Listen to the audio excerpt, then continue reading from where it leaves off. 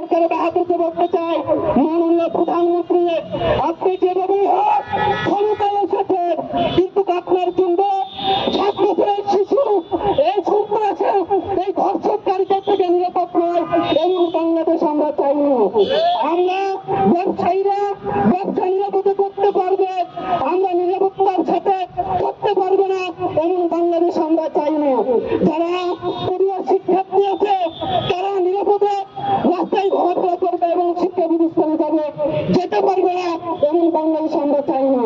আমরা চাইনি যে ছোট সন্তান থেকে শুরু করে যত ধরনের বাংলাদেশের বিবর্জিত যে ধ্বংসের লীলা চলছে, এরকম আমরা দেখেছি আপনার হাতে যেভাবে হত্যা করা হয়েছে, শহীদ শরীফ ওসমান হাতি ভাইকে যেভাবে করে হত্যা করা হয়েছে, একইভাবে আমাদের শিশু রামিসাকে যেভাবে ধর্ষণ করে হত্যা করা হয়েছে, আমরা এখানে তীব্র এবং প্রতিবাদ এবং জানাই। জীবন অবাক না করলে কে করবে? 28% মিল্ক ফ্যাটের অবাক করার সাথে ফ্রেশ মিল্ক পাউডার। জীবন অবাক করুক প্রতিদিন।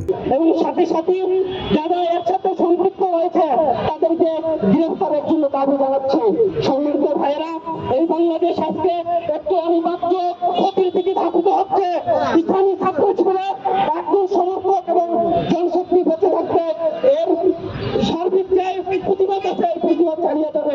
তারই অংশ হিসেবে বাংলাদেশ ইসলামী ছাত্র শিবির ঢাকা মহানগর পশ্চিম এই পল্লবী এই আয়ত্তাধীন যে থানা রয়েছে, এখানে যে আমাদের বোন শিশু আমাদের রামিসা হত্যা হয়েছে, এর তীব্র এবং প্রতিবাদ জানাচ্ছি।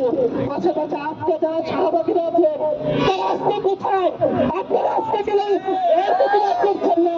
আজকে যারা নারীবাদী যারা শাহবাগের চত্বরে কোনো একটা দুর্ঘটনা ঘটলে তারা সামনে এসে হাজির হয়। আজকে আপনারা কোথায়?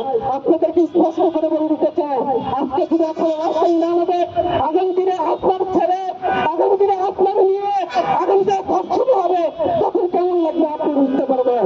আমরা এই মুহূর্তে বাংলাদেশের 18 কোটি মানুষকে বলবো, আসুন রাস্তায় আসুন। রাস্তায় যদি কোথাও বলেন আগামী দিনে আপনার ছেলে হত্যা হবে, আপনার বোন আপনার নিয়ে ধর্ষিত হবে, তখন কিন্তু সহ্য করতে পারবেন না।